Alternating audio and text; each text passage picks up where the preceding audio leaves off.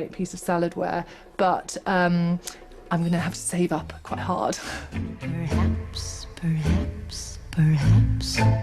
I think the 50s values are very much in our minds. It's quite interesting, really, in the times of, I guess, credit crunch, and we're all thinking about how much things cost and, you know, how to save money.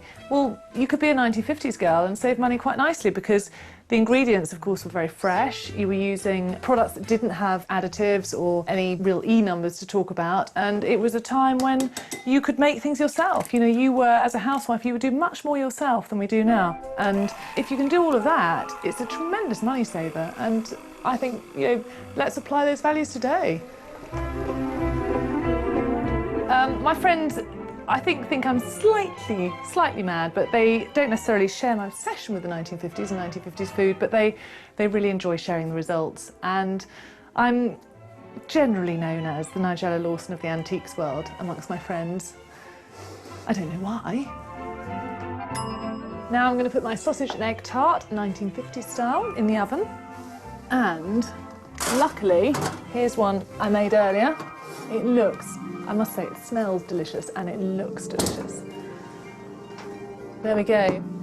Tea time, anyone?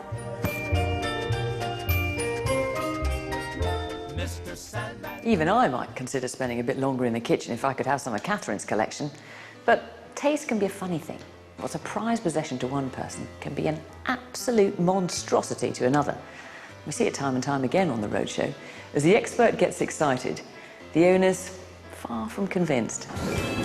It's hard to believe, but these next few owners just can't stand their antiques. I'm going to conduct an experiment. Do you like it? Not a lot, no. Do you like it? No. It's horrible. No, I've never liked it hugely. The fact that other people said they didn't like it didn't surprise me. Didn't offend me either. It's a little Martin Brothers bird made out of stoneware. In theory, they were tobacco jars, but I think that one was probably too small to get any serious amount of tobacco in. And today, it's probably worth £10,000. My daughter's standing behind you and my granddaughter, and they're both salivating. And it's mine, not yours, it's mine. My opinion after the filming had probably changed a little, but it's nice to know that one actually has got something that is potentially worth quite a bit of money. And the end of my experiment is now, do you like it? Isn't it amazing how money can change taste? Ah, but there are some people who hate their antiques so much they won't change their minds, no matter what you say. Penshurst Place, I got a family delegation. They'd come to bring along their Moorcroft bull. Is this one of your prized possessions? I think it's very ugly. You do? Yes. Can I ask, I mean, you don't have to agree with your wife. I've always found it safer to do so. Well, yes, I think it is after all these years. But okay. She loves all bright colours. It's a bit too sombre. Yes. Now, I'm very fond of Moorcroft pottery, it goes without saying. Much as I might eulogise about this thing, there was no way I was going to make any impression on her. You're quite sure about that? I'm positive. Now, where does it stand in your home at the moment? Was it top of the wardrobe, covered up? There were so many thousands of people looking at this thing on screen thinking, oh, I'd love that, I've loved that, you know. But no, and no matter what I said about it, it didn't make any difference. It's an unusual shape, is this? And the combination of the shape and the decoration sort of add to the value. Somebody could well easily offer you £2,500 for this. Even when I told the lady in question that it was worth £2,500, that make any difference to me? But not as high as you were before. No. Can I ask your daughter? Yes, you ask her what do you think? Well, I don't really like it, but I think I'd keep it. It's a little bit like saying, wow, what a wonderful E-type. Don't care, stays in the garage. You know, I mean, same thing. OK, but promise me you won't put any apples and oranges in it. No, I should put it back where I got it from. Well, it was very nice meeting you all. Some antiques are so detested, they've even been the cause of trouble and strife in the marital home. One of the most memorable recordings I did was at Althorp. Two lovely, lovely dolls. Now, tell me. If I'm valuing something and the owner tells me they hate it, it gives me the leeway to say, thank God you said that. I couldn't agree with you more. Did you buy them for your wife? I did, yes. You did? Yeah, I did, yes. What a lucky wife. Tell me about you know what it. she said? No. I don't want them awful things. When Bernard bought the dolls, I said, well, I don't really like those. They're a bit dirty, aren't they? That's a terrible thing to say. How can you say that's tatty? Look at that. It's wonderful. Do you mind telling me what you paid? You try £150. Maybe that's why you didn't like them so much.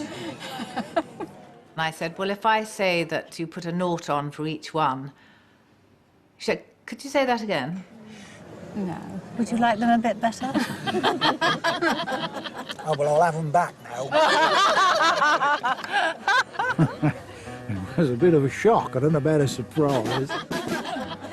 You said I didn't get That them. made sense, didn't it? Oh, what? £1,500 each. Each? I did ask the wife afterwards, come on, seriously, are you going to sell those? So she said, well, I thought I might do to go on a cruise. Well, we're still looking at the cruises. Well, we haven't gone on it yet, but we are thinking about it. Eric encountered yet another hated item. This one almost caused a family feud. Well, not many years ago, we were in Wigan, and a couple brought in their family cabinet, which the lady described as being the family monstrosity. It has been christened the monstrosity by the family, and it's known affectionately as the monstrosity. You know, I dream about being a member of a family like yours, because if they all hate it, it means that eventually it might come my way. My parents-in-law were buying a table from an auction. The people that were selling the table said, well, you can't have the table unless you buy the cabinet. Right, so it was forced on her? Yes. Virtually, yes. Okay. Yes. Well, I've got to say, 40 years ago, this type of furniture was not particularly desirable. It was definitely not really wanted on the day it arrived. But over the years, yes, it's become very, very, very much part of the family. If I wanted to go out and buy that today, I would have to go out with £6,000 in my pocket. Gosh. I don't think there'd be any problems in that department. But it just goes to show how one man's meat is another man's poison. Well, you like it, I like it, and at this moment in time, that's all that matters. So next time you may be thinking of ditching that hated piece, remember, maybe worth bringing along to a roadshow, just to double check.